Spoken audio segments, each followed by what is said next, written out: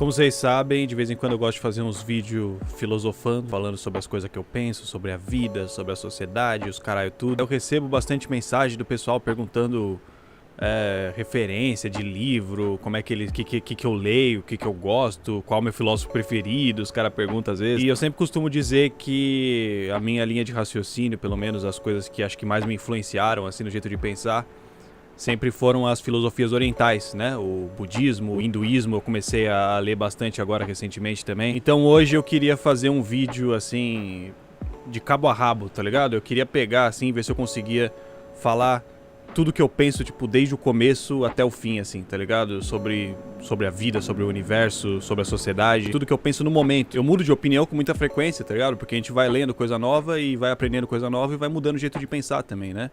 Então, hoje eu já não penso do mesmo jeito que eu pensava no começo do canal, né?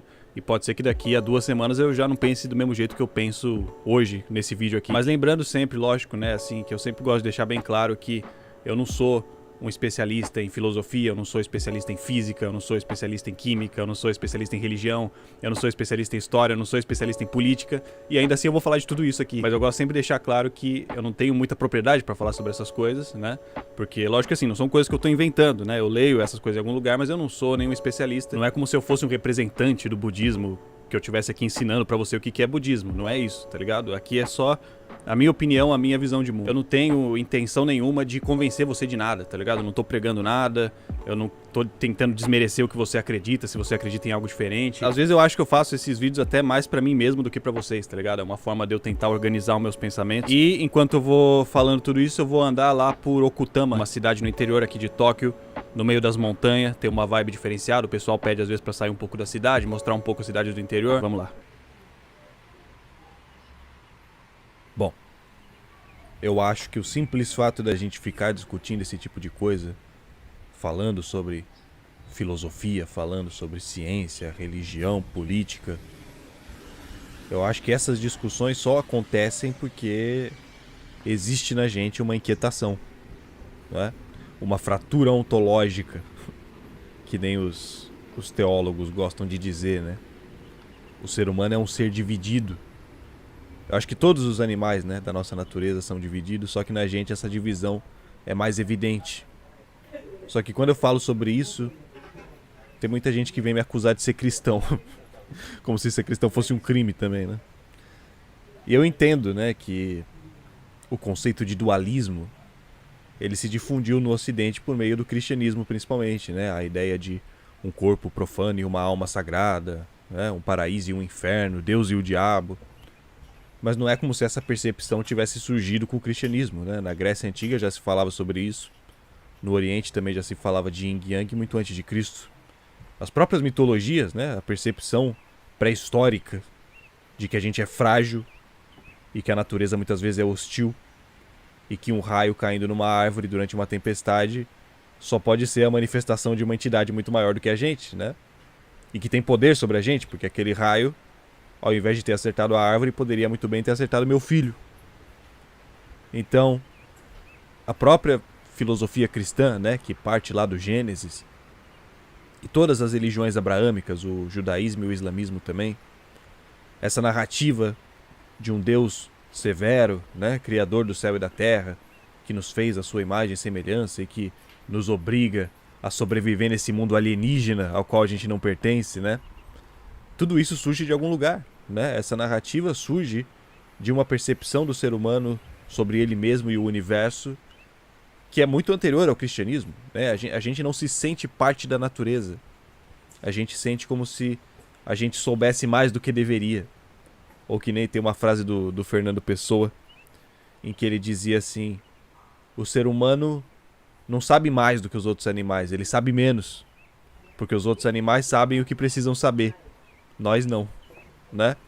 Então, eu trato a ideia de alma como sendo assim uma explicação intuitiva, né? E até por isso tão popular para uma inquietação natural que todo ser humano tem, tá ligado? Mas eu acredito que essa inquietação ela possa ser explicada de uma forma mais material, até pelo próprio processo evolutivo mesmo, né? Porque ao que a biologia vem nos mostrando, todos os animais são uma transição na natureza, né? A gente está entre algo que nós já fomos e algo que nós ainda vamos ser. E é difícil da gente aceitar isso, tá ligado?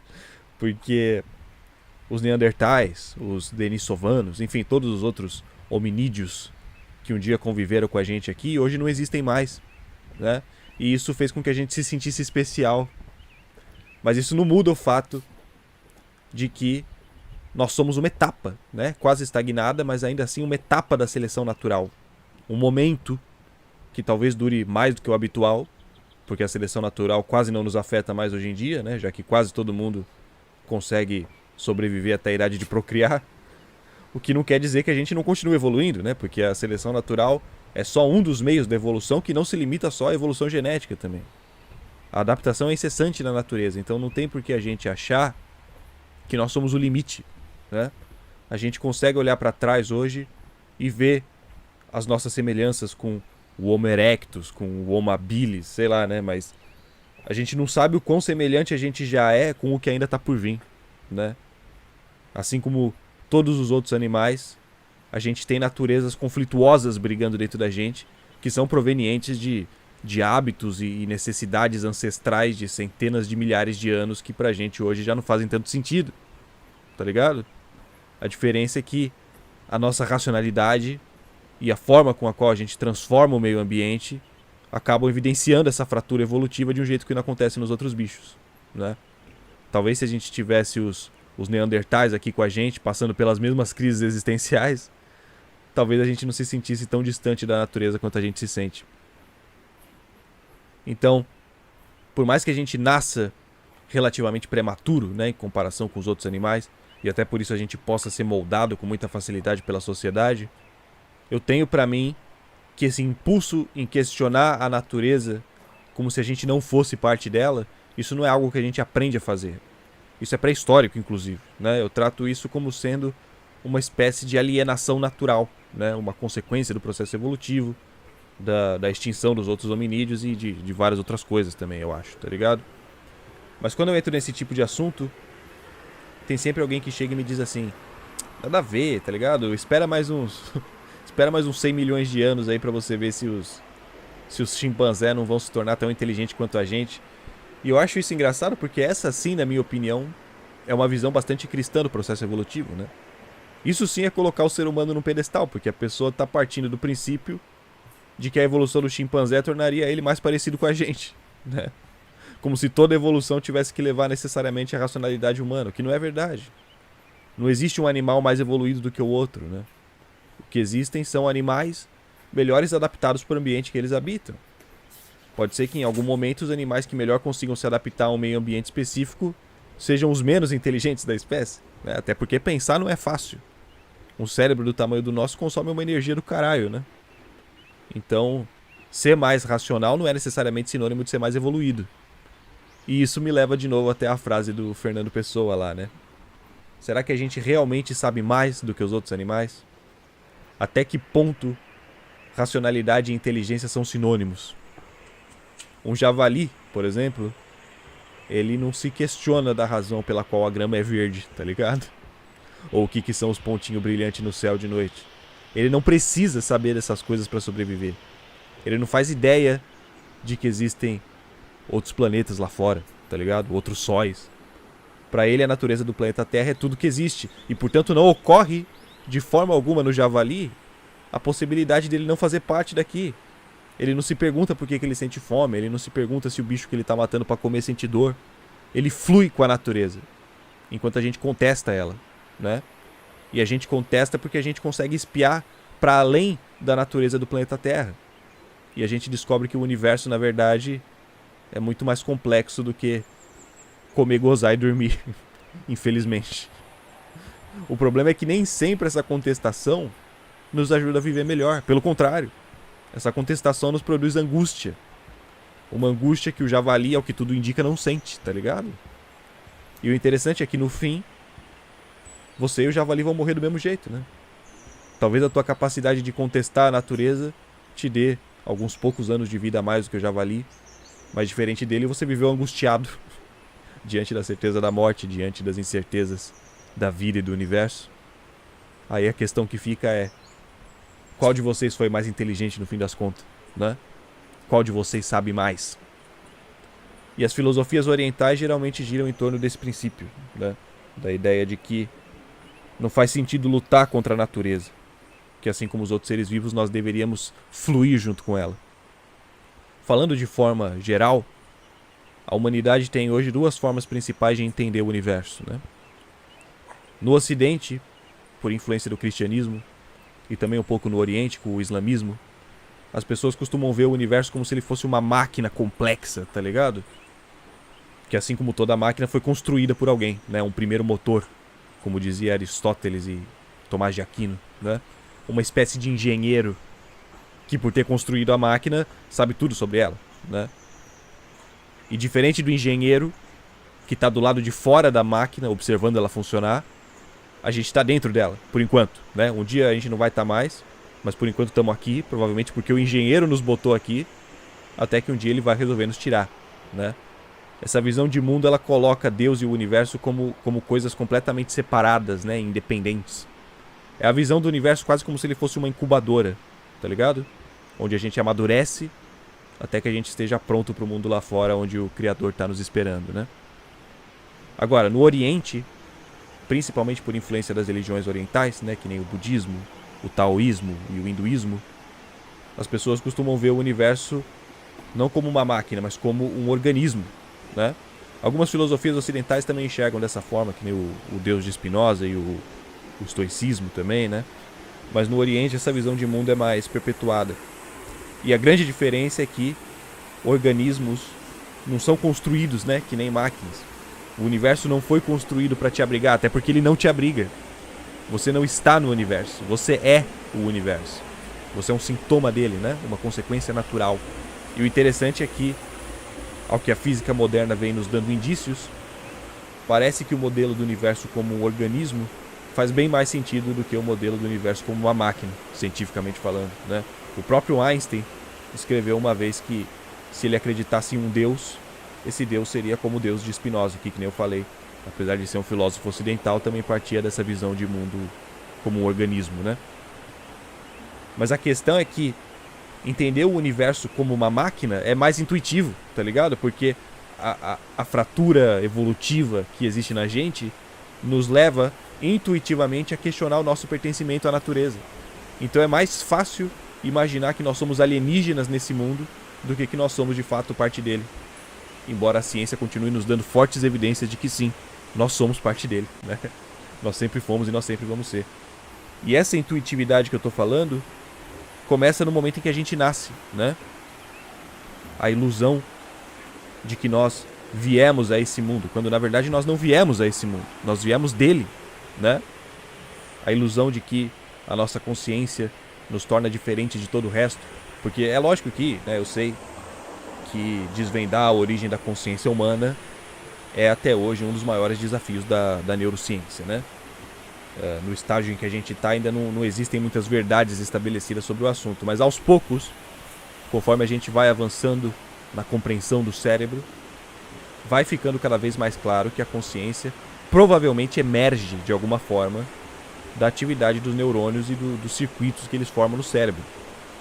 E o cérebro, enquanto parte do nosso corpo, é composto de células, que são compostas de moléculas, que são compostas de átomos, que são compostos de partículas que compõem toda a matéria e energia do universo. E isso pode nos levar à conclusão de que a matéria, quando organizada da forma adequada e energizada da forma adequada, é capaz de produzir o que a gente entende como sendo a consciência. O que isso quer dizer? Isso quer dizer que Descartes estava errado. Tô zoando, Descartes não estava errado. Penso, logo existo. Continua fazendo sentido, né? Principalmente quando a gente entra naquelas questões meio Blade Runner, né? Ainda mais agora com inteligência artificial. O que é estar consciente, né? Como eu sei que você pensa como eu se eu não estou dentro da sua cabeça.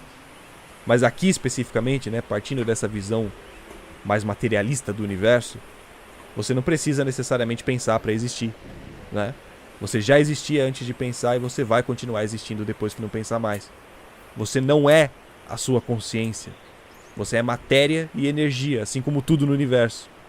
Só que você é um punhado de matéria e energia que nesse momento se aglutinou na forma de Bruno, ou na forma de Mariana, ou na forma de Mateus, e assim por diante. Ou seja, é intuitivamente mais fácil imaginar que a gente começou a existir no momento em que a gente nasceu e que a gente vai deixar de existir no momento em que a gente morrer. Mas em escala universal, medir o começo da existência a partir do nascimento é uma escolha arbitrária, né? Porque a matéria que compõe teu corpo hoje já existia no universo muito antes de você nascer. Na verdade, nesse sentido, você sempre existiu, tá ligado? Quando se fala em Big Bang, muita gente tem até hoje a impressão de que o que a teoria propõe é que foi ali que a matéria começou a surgir, tá ligado? Como se o surgimento da matéria fosse um processo gradual. Mas na verdade, tudo que existe no universo hoje já existia no momento do Big Bang. Só que estava tudo ali, né? Amontoado num único ponto menor do que um átomo. O Big Bang não é o que deu início ao surgimento da matéria, mas o que deu início à expansão do universo. E o que deu a ele a forma e as propriedades que ele tem hoje. Isso quer dizer que, no momento do Big Bang, a matéria que hoje compõe o teu corpo já existia. Você tava lá, mano, lembra? Junto com o Sol e o resto da Via Láctea, comprimido num ponto minúsculo da singularidade, né? E conforme o universo foi e ainda vai se expandindo, aí as flutuações quânticas, a gravidade e depois os processos biológicos foram tratando de amontoar tudo que existe aqui e ali, formando o que hoje a gente chama de Júpiter, formando o que hoje a gente chama de Beatriz. E sabe lá que rumos a tua matéria vai tomar, assim como sabe lá que rumos a tua matéria já não tomou antes de ser você, né? Seu corpo, seja que fim derem a ele, vai sempre continuar existindo enquanto matéria, né? Então sabe lá quantos seres e quantas coisas você já não foi antes de ser você. A discussão sobre o aborto é exatamente isso, né? O que é vida e onde exatamente ela começa? Para as filosofias orientais, a vida começa e termina junto com o universo. Porque na verdade você é um punhado de matéria que momentaneamente ganhou consciência de si próprio. Você não está mais vivo agora do que você estava antes de ter nascido, tá ligado? Então a gente pode sim determinar arbitrariamente que a vida começa no nascimento. Mas também faz sentido determinar que a vida começa quando o feto se forma no útero, por exemplo. Assim como também faz sentido determinar que a vida começa quando o óvulo é fecundado. E nesse caso, também faria sentido determinar que a vida começa quando o espermatozoide ou quando o óvulo se formam nos corpos da mãe e do pai. Ou quando os sistemas reprodutores da mãe e do pai se formam para poder produzir o espermatozoide e o óvulo. Ou seja, por que a gente não poderia afirmar arbitrariamente que você passou a existir no momento em que seus pais nasceram? Ou no momento em que seus avós nasceram? Ou que Adão e Eva foram criados por Deus, tá ligado? A questão é que, se você for considerar que todo evento é consequência de um evento anterior, a gente cai no determinismo, né? Porque a última causa de qualquer evento sempre vai ser o Big Bang. A não ser que você escolha arbitrariamente parar de se perguntar por quê no meio do caminho. E é isso que quase todos os filósofos e cientistas fazem, né? Eles precisam fazer, porque senão a gente nunca ia sair do lugar. Inclusive, há quem diga que esse é o motivo pelo Ocidente sempre despontar em descobertas científicas, né? Descartes, por exemplo, que a gente já falou dele aqui, ele parou de se perguntar por quê quando se deu conta de que pensava logo existia. E aí ele desenvolveu todo o resto do raciocínio dele em cima dessa premissa. Ou Marx, por exemplo, né, para pegar um filósofo materialista, ele parou de se perguntar por quê antes de chegar na conclusão de que as contradições do capitalismo são consequência do Big Bang, né? Não que ele ignorasse completamente a natureza e as necessidades fisiológicas do ser humano. Ele inclusive leu a teoria da evolução de Darwin, né? Os dois viveram na mesma época. Mas como o materialismo do Marx era histórico, é claro que ele não ia se preocupar em analisar um mundo muito anterior aos homens, né? Então ele partiu da premissa de que o primeiro motor do capitalismo era a acumulação primitiva, que ele inclusive chamou ironicamente de pecado original da política econômica, né? Não da forma meritocrática que o Adam Smith dizia, né? Mas por conta de processos históricos violentos, né? Das colonizações, da escravidão e depois das elites expropriando os meios de produção dos trabalhadores, né? Mas aí assim, uma coisa é você não analisar o universo do começo ao fim porque foge do seu escopo. Isso é normal. Até porque a gente tem que assumir que processos minimamente independentes se formam dentro do universo da natureza e que não exigem a compreensão do todo para serem analisados com certa precisão, né? Mas no Ocidente, o problema vai para além disso. Porque no Ocidente existe uma aversão quase que instintiva ao determinismo, que em certa medida também é herança do cristianismo, né? Da ideia de livre-arbítrio e até do próprio capitalismo também. A gente quer se sentir livre, a gente quer se sentir relevante a qualquer custo, tá ligado? Então no Ocidente a gente costuma cultivar a ideia de que qualquer pessoa psicologicamente saudável deveria parar de se perguntar por quê antes de chegar no Big Bang, porque senão você não vive mais. Você vai sempre chegar na conclusão fundamental de que tudo é consequência do Big Bang e, portanto, ninguém tem culpa de nada, né? Nós somos todos vítimas do sistema, só que de um sistema bem maior que o capitalismo. E no caso, por mais que a gente queira, não dá pra fazer uma revolução no cosmos, né? Não ainda, pelo menos. A gente tem que aceitar a porra da gravidade, não tem jeito. Então quando você chega na conclusão de que, independente da sua vontade, você ainda precisa comer, você ainda precisa respirar, você ainda vai morrer um dia, aí você percebe que a raiz mais profunda da sua angústia, ela não está na sociedade. Ela está a 13,8 bilhões de anos de você. E é nesse momento que você percebe que não adianta contestar mais do que tanto. E talvez seja melhor fluir, igual o javali, né? E aqui a gente chega no taoísmo. Você coloca a água na garrafa e ela se torna garrafa. Você coloca a água numa xícara e ela se torna xícara. Seja água, meu chapa, que nem disse o Bruce Lee, né? O que não quer dizer que você tem que sentar e meditar enquanto o assassino vem na sua direção com uma faca, né? Essa é uma percepção equivocada que as pessoas têm às vezes do taoísmo e consequentemente do zen, né?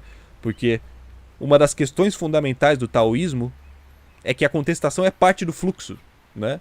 Para um poder fluir, o outro tem que contestar, porque a contestação de um é parte da natureza a qual o outro se deixa conduzir.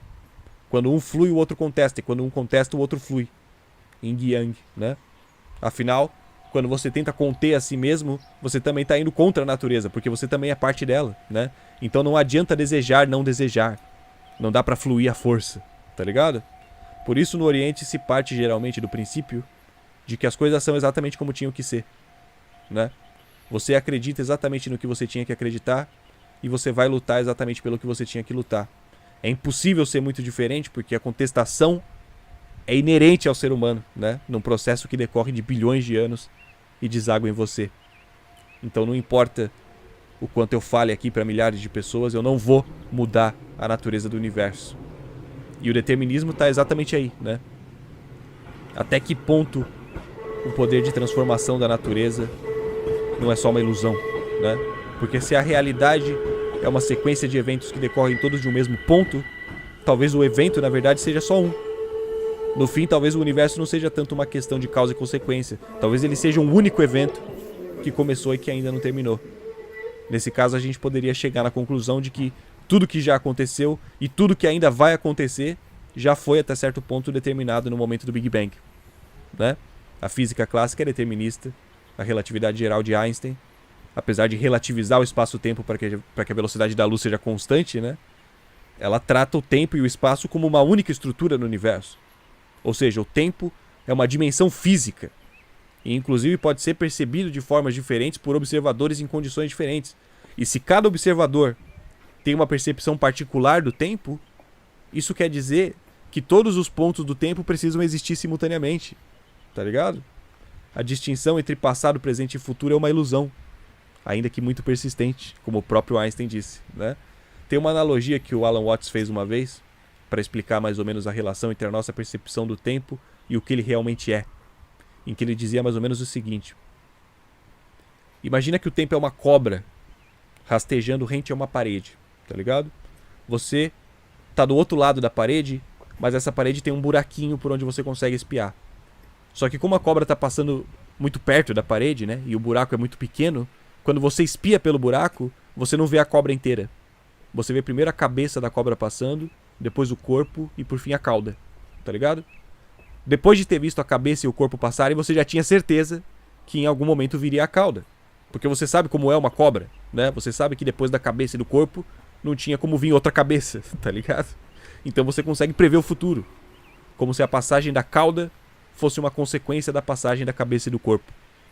Mas se você levantar e der a volta na parede, do outro lado você vai ver a cobra inteira, né? Cabeça, corpo e cauda, tudo de uma vez. A cobra é como se fosse o tempo. A parede, com o buraco, é como se fossem as 3 dimensões do teu corpo, te impedindo de perceber o tempo como que ele realmente é. Né? Uma coisa só, inteiriça, onde passado e futuro existem simultaneamente. Agora, é importante notar que, enquanto você viu o corpo da cobra passando, apesar de você intuir que uma hora viria a cauda, você não sabia quando isso ia acontecer, porque você não sabia o comprimento da cobra, né? Do mesmo jeito você não sabia como exatamente seria essa cauda, que cor ela teria, se seria manchada, se seria pontiaguda, se teria um chocalho, tá ligado? O que eu quero dizer é que o fato do futuro já existir não implica nele ser completamente determinado e previsível, né? Como Laplace pensava. Não quer dizer que não exista no universo um certo grau de aleatoriedade, de sobreposição, de entrelaçamento, né? Ainda que só em nível subatômico. A mecânica quântica, assim, ela ainda é rodeada de muito mistério, né? Principalmente porque o mundo quântico é tão sensível que o ato da checagem em si já altera o estado da partícula, né? Mas o que eu quero dizer é que, mesmo que as equações estejam todas corretas, e Deus de vez em quando realmente jogue dados com o universo, né? Diferente do que Einstein pensava, ainda assim, até onde vai essa aleatoriedade, tá ligado? O gato de Schrödinger, ele pode até estar vivo e morto simultaneamente dentro da caixa, até que você abra a caixa e olhe pra ele. Agora, não importa o quanto você queira, não existe em hipótese alguma a chance de você abrir a caixa e ao invés de um gato você achar uma tartaruga lá dentro, tá ligado? Então assim, não importa o que o seu coach quântico te disse, você provavelmente não vai alterar a realidade mais do que tanto, porque a tua ação é ínfima, perto dos bilhões de anos que te antecedem, tá ligado? Agora, isso não quer dizer que você não possa se surpreender com o final do filme, né? Sabe que na filosofia hindu existe uma ideia de que o universo possa ser algo parecido com um jogo, como se o universo estivesse brincando de esconde-esconde com ele mesmo. Isso é muito interessante porque hoje em dia a gente escuta falar muito sobre a possibilidade do universo ser uma simulação, né? A ideia de que quando a gente morre, a gente acorda no mundo real, tira o VR e respira aliviado por ter sido tudo um jogo. Porque se o universo é um organismo, ele poderia muito bem ter uma consciência. E tendo uma consciência, o universo poderia muito bem ficar entediado de vez em quando. E aí, numa tentativa de se distrair um pouquinho, o universo brinca de apagar a própria memória, né? Ele divide a consciência dele entre todas as coisas que existem. Eu, você, a pedra no meio do rio, Vênus, a galáxia de Andrômeda. Tudo é Deus e tudo é você. Até que um dia, depois de vários zilhões de anos, ele vai se lembrando de quem ele é, né? Os pedaços da consciência vão se reunindo, até que ele desperta para a realidade e respira aliviado por lembrar que era tudo um jogo. Aí ele fica acordado por um tempo, até que ele começa a ficar entediado de novo. E aí ele entra numa nova partida. Começa a porra toda, tudo de novo. É uma forma interessante de se pensar a realidade, né? A ideia de que você é Deus tanto quanto o seu peixe e vocês estão aí brincando de serem coisas diferentes. Mas um dia a ficha vai cair, tá ligado? Você vai perceber que, na verdade, você é muito maior do que esse amontoado de átomos que você chama de Kleber. Você vai perceber que quando o vento balança as árvores, na verdade é você que está fazendo aquilo. Do mesmo jeito que você bate o seu coração ou que você cresce o seu cabelo. Isso é muito interessante, porque a gente costuma dizer que o coração bate e o cabelo cresce, como se eles fossem coisas independentes da gente, né? Mas quase ninguém tem dúvida de que nós somos o nosso corpo, né? Você tem alguma dúvida de que você é o seu corpo? E se é o seu corpo que produz as reações químicas e fisiológicas que fazem o seu cabelo crescer, por que seria errado dizer que quem faz o seu cabelo crescer é você mesmo? Tá ligado? É que nem o farol de um carro, né? O farol ilumina a estrada, mas ele não ilumina a si próprio para saber como ele acende, né? Ele tem conhecimento do caminho, mas ele não tem conhecimento das engrenagens que estão por trás dele que fazem ele funcionar. Na Grécia Antiga, uma das máximas de Delfos, inscrita no Templo de Apolo, e que foi importante inclusive para o pensamento de Sócrates, era: conhece a ti mesmo, né? Porque se nós somos o universo, então quando nós tomamos conhecimento de nós mesmos, nós tomamos conhecimento de todo o resto. E quando nós encontramos a paz interior, nós consequentemente levamos um pouco de paz para todo o resto também, né? Mas, partindo dessa alegoria de que o universo estaria brincando de esconde-esconde consigo mesmo, né? Nós, enquanto fragmentos da consciência do universo, estaríamos nos auto-induzindo à alienação, né? Porque se nós somos Deus, a gente está vivendo aqui porque a gente quer. tá ligado? A gente vestiu o VR e entrou no jogo por livre e espontânea vontade.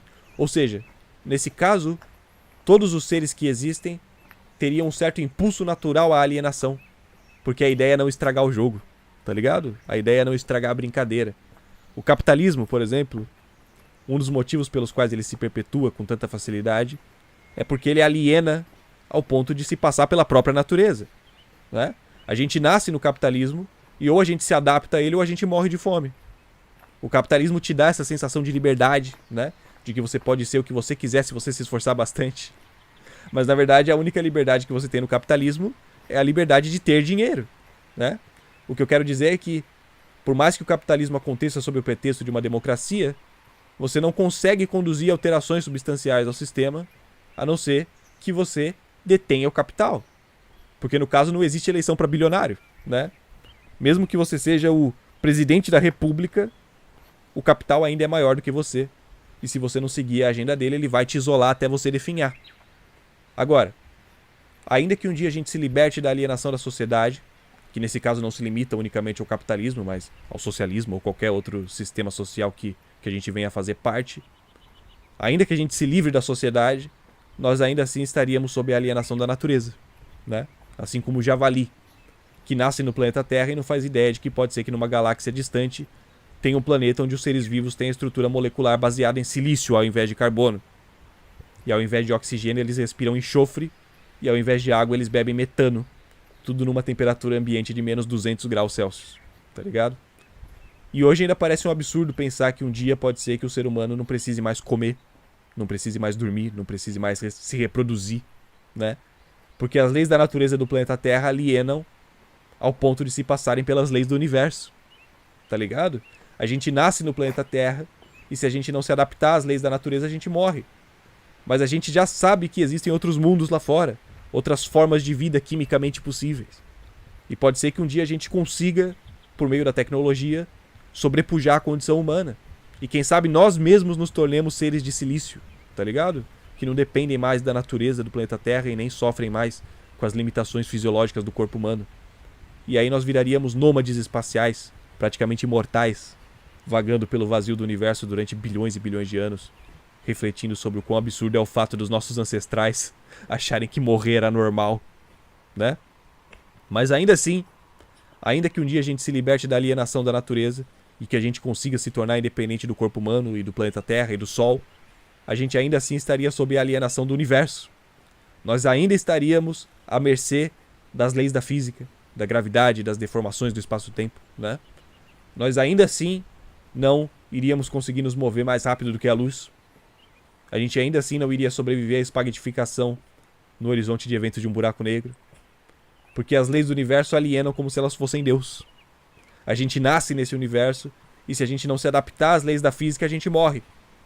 Mas se um dia, de alguma forma ainda inimaginável pra gente hoje, a gente conseguisse se tornar completamente independentes das leis da física do nosso universo, bom, aí a gente provavelmente se tornaria Deus, né? Ou, segundo as filosofias orientais, a gente se lembraria do que nós nunca deixamos de ser. Nós despertaríamos para o nosso verdadeiro eu. Por isso no Oriente se cultiva essa ideia, que também é bastante familiar na neurociência, de que o eu é uma ilusão, não é? O eu é um dos estágios mais profundos de alienação que a gente consegue se meter. E acima dele, a gente ainda é alienado pela sociedade, pela natureza e pelo universo.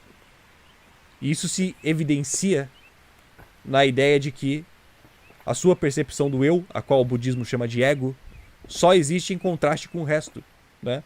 Você só é você porque o universo existe e vice-versa. Se não houvesse o universo à sua volta para você se situar, como você saberia que você é você? Tá ligado? Como uma pessoa que nasceu 100% cega descobriria o que é o escuro sem que tivesse alguém que enxerga para explicar para ela, né? Se tudo que essa pessoa experimentou na vida é escuridão, por que passaria pela cabeça dela a possibilidade de que existe algo diferente daquilo, né? Assim como você não saberia que seu nariz é feio se não tivesse outros narizes para você comparar, ou um espelho em casa, ou alguém para te dizer o quanto seu nariz é feio. Você só existe em contraste com o resto, portanto, a sua percepção do eu, essa projeção de você mesmo que você imagina entre os seus olhos, ela é enganosa. Porque o que você considera como sendo você, na verdade é um ponto de vista do universo. e não uma entidade separada dele, né? Você nada mais é do que o universo olhando para ele próprio. Você só existe por completo em relação ao universo, e como você faz parte do universo, todas as outras coisas só existem por completo em relação a você. Esse é outro princípio que vai contra a filosofia cristã também, né? A filosofia de Agostinho, que diz que o mal não existe, né? Que tudo que existe é o bem e o mal é a ausência do bem. Essa é a visão platônica, né? De que as qualidades das coisas existem por si só no mundo das ideias, né? Santo Agostinho chegou nessa conclusão porque ele já partiu do pressuposto de que o Deus cristão existia e ele precisava de alguma forma justificar a maldade no mundo criado por um Deus misericordioso, né? Mas na visão oriental, para alguma coisa existir é preciso haver o contraste, o yin e o yang. O universo, no caso, não é que nem uma tragédia de Shakespeare, onde você pode ser ou não ser. Aqui você é e não é tanto quanto todo o resto. E é isso, mano. Espero que vocês tenham gostado dessa merda. E é nóis, mano.